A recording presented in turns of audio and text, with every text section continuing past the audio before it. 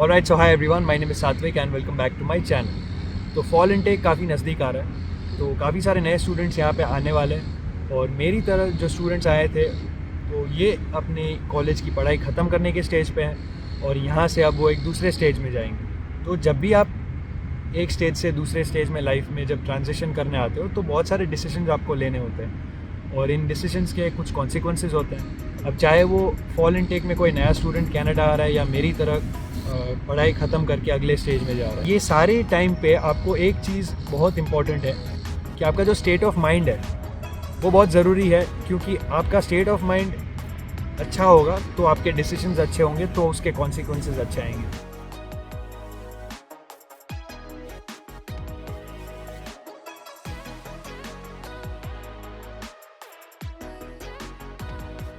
तो इस वीडियो में मैं ये सारी बातें नहीं करूँगा कि रियलिटी ऑफ कनाडा क्या है, क्योंकि ये आपने दूसरे वीडियोस में देख लिया होगा और अच्छे से देखा होगा, बिकॉज़ जो मैं कंटेंट जो है उन सब का वो बात तो सही है उनकी, जो सिचुएशन है वो तो सही बात है कि भाई गैस प्राइसेस बढ़ गए हैं, घर अच्छे से मिलता नहीं है, मिलता है तो लैंडलॉर्ड ख़राब होता है, कोई लीज़ में लोचा कर देता है, आपके साथ जो साथ रहने वाले हैं वो प्रॉब्लम्स क्रिएट करते हैं, घर अच्छा होता है तो नौकरी ख़राब होती है, नौकरी अच्छी मिल जाती है घर ख़राब होता है, दोनों ही अच्छे होते हैं तो कॉलेज ख़राब होती है, कॉलेज अच्छी होती है तो आपकी कॉलेज कहीं और हो जाती है या फिर कोई ऑनलाइन में हो जाती है। तो बहुत सारी चीज़ें होती है, बहुत सारे स्टूडेंट्स काफ़ी अच्छी तरीके से मैनेज कर रहे हैं। मैं कुछ लोगों को देखता हूँ और मुझे जेन्युइनली उनके लिए बहुत रिस्पेक्ट आता है कि भाई ये अपनी लाइफ को मैनेज कर रहे हैं, कैसे भी लोन लेके एक तो यहाँ पे आए हैं, फैमिली के इश्यूज़ उनके चल रहे होते हैं, फिर भी मैं देखता हूँ कि बहुत अच्छे से वो अपनी लाइफ को यहाँ पे मैनेज कर रहे होते हैं, कुछ सैक्रिफाइसेस कर रहे होते हैं, कॉस्ट कटिंग करते हैं। लेकिन इस वीडियो में मेरा इंटेंशन बहुत स्पेसिफिक है कि हम क्या क्या ऐसी चीज़ें कर सकते हैं कि जो भी रियलिटी है कनाडा की, जैसी भी रियलिटी है उसको हम बेस्ट कैसे फेस करें। लेकिन आप इस वीडियो में मुझे कोई यूट्यूबर की तरह मत देखो या कोई कंटेंट क्रिएटर की तरह मत देखो या फिर ऐसे मत देखो कि ये कनाडा में कोई स्टूडेंट है। आप ऐसे देखो कि आपका कोई ब्रदर है जो कनाडा में है, उसने कुछ एक्सपीरियंसेस देखे, उसने अपने एक्सपीरियंसेस से सीखा, कुछ गलतियाँ की उनसे सीखा, दूसरों की गलतियों से सीखा और अब वो सब कुछ समराइज़ करके वो आपको कुछ बता रहा है ताकि आपको वो चीज़ें सेम सफ़र ना करनी पड़े। बस इसी तरीके से आप इस वीडियो को देखना। ठीक है, तो अब शुरू करते हैं। सबसे पहली बात, जब भी आप कनाडा में आ रहे हो या फिर आप कनाडा में हो भी, आपको डिसअपॉइंटमेंट सबसे ज़्यादा इसलिए होता है क्योंकि आपके एक्सपेक्टेशंस कुछ होते हैं। मैं ऐसा नहीं बोलूँगा कि एक साधु की तरह लाइफ जीने लगो या कोई मोह माया नहीं रखो या कोई अजम्पशंस मत करो, कुछ मत करो, लेकिन आपके जो एक्सपेक्टेशंस हैं उनको थोड़ा लो कर दो, क्योंकि हमारे एक्सपेक्टेशंस काफ़ी ज़्यादा होते हैं, स्पेशली जब हम फॉरेन कंट्री में जा रहे हैं या फिर हम उसके सिर्फ अच्छे पार्ट्स ही देखते हैं सोशल मीडिया पे, इंस्टाग्राम पे या फेसबुक पे या कहीं पे भी और, तो हमारे जो एक्सपेक्टेशंस होते हैं वो कुछ ज़्यादा ही हाई हो जाते हैं।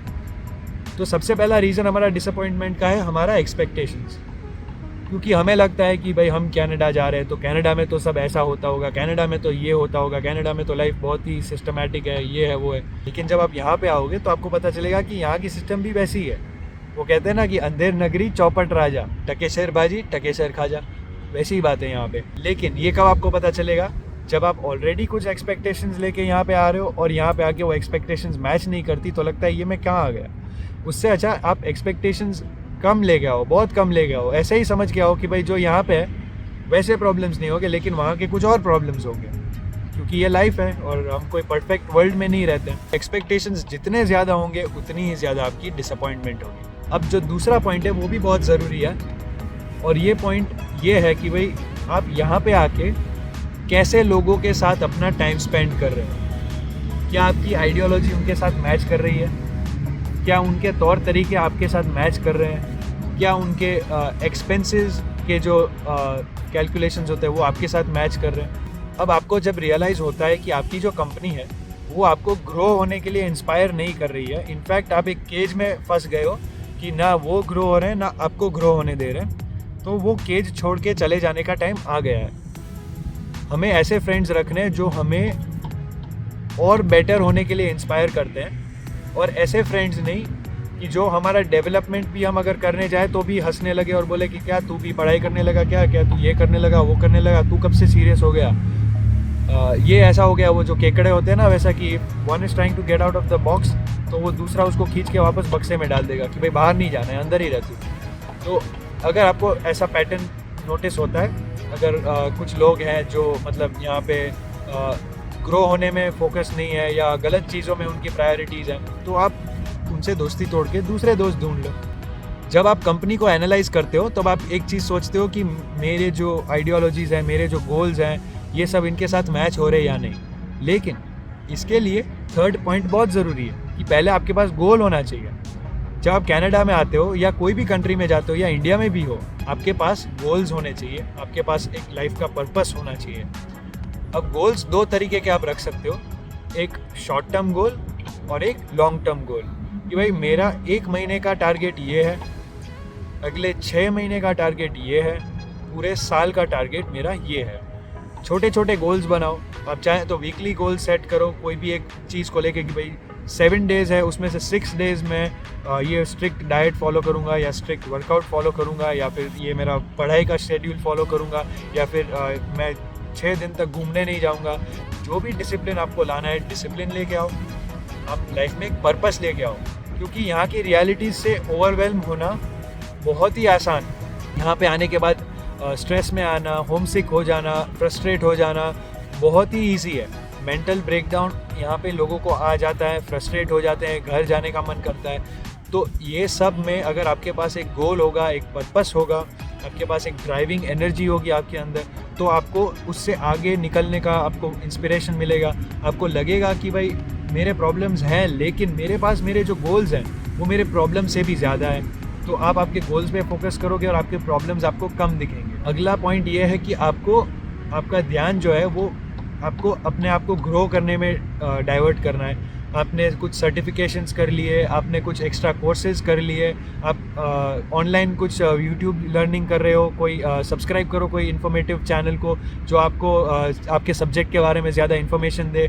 अगर आप कोई सॉफ्टवेयर बेस्ड लर्निंग कर रहे हो तो उस सॉफ्टवेयर के ट्यूटोरियल्स देखो। आप देखो कि कैसे लोग उसमें इनोवेशंस ला रहे हैं, उसके जैसे दूसरे सॉफ्टवेयर्स हैं वो भी आप ट्रेनिंग ले लो, तो आपको एक की नॉलेज की वजह से दूसरा सॉफ्टवेयर इजीली समझ में आएगा। तो इस तरीके से आपका नॉलेज बेस बढ़ाओ। ये गोल रखना इसलिए ज़रूरी है क्योंकि अगर आप गोल नहीं रखोगे तो आपके पास ये मोटिवेशन नहीं आएगा। मैं नहीं बोलता हूँ कि पढ़ाई करने से ही सक्सेस मिलती है, लेकिन पढ़ाई नहीं कर रहे हो तो आप किसी चीज़ में तो अच्छे होंगे। तो वो चीज़ कौन सी है जिसमें आप एक्सेल करना चाहते हो? पढ़ाई और सक्सेस ये एक नहीं है।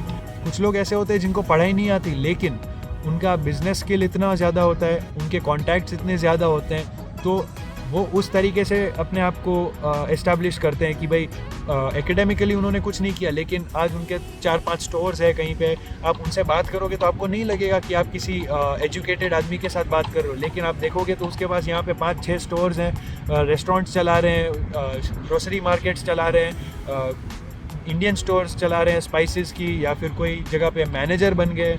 तो ऐसे लोग आपको देखने मिलेंगे जो अपनी मेहनत से आगे आए हैं। और ऐसे भी आपको लोग देखने मिलेंगे कि भाई 5-5 साल हो गए, 7-7 साल हो गए, उससे भी ज़्यादा टाइम हो गया, लेकिन अभी भी उनका कोई करियर डिफाइंड है ही नहीं, कोई प्रॉपर जॉब नहीं है उनके पास। सिर्फ 5-6 दिन सिर्फ फूड डिलीवरीज कर रहे हैं, इंस्टाकार्ट कर रहे हैं, या इधर उधर कोई भी जॉब्स कर रहे हैं। तो इनको देख के आपको बस यही सोचना है कि आपको दोनों में से किस जगह पे आपको जाना है, कौन सा आपको पाथ लेना है, कि भाई कुछ टाइम के बाद लोग आपको देख के इंस्पायर हो, कि लोग आपको देख के ये सोचे कि भाई इसने किया क्या है यहाँ पे, 8 साल से, 10 साल से, 5 साल से कनाडा में है, लेकिन अभी भी अगर ये यही सारा ऑड जॉब्स कर रहा है, फूड डिलीवरीज कर रहा है, इंस्टाकार्ट कर रहा है, ये सब कर रहा है, तो इसने इतने साल यहाँ पे क्या किया। फिर एक और ज़रूरी चीज़ है कि अगर आपको यहाँ की रियलिटीज़ से ओवरवेल्म नहीं होना है तो कंटिन्यूसली आपकी फैमिली के साथ, आपके रिलेटिव्स के साथ, आपके इंडिया के फ्रेंड्स के साथ, यहाँ के फ्रेंड्स के साथ आप सोशलाइज़ करो, आइडियाज़ एक्सचेंज करो। तो ऐसा होगा कि आपका, समझ लो कि आपका दिन बहुत ख़राब गया, आपका मूड नहीं है, लेकिन आपके दोस्तों का काफ़ी ज़्यादा मूड है, आप उनके साथ टाइम स्पेंड करोगे तो जो उनकी खुशी है ना वो आप उससे बोरो कर सकते हो। वैसे तो मेरा सुबह से मूड ख़राब था, लेकिन मैं तुम लोगों को मिला तो मूड सेट हो गया। तो उसी तरीके से किसी दिन उनका ख़राब चल रहा होगा, आप खुशी में होंगे तो आपकी वजह से वो खुश हो जाएंगे।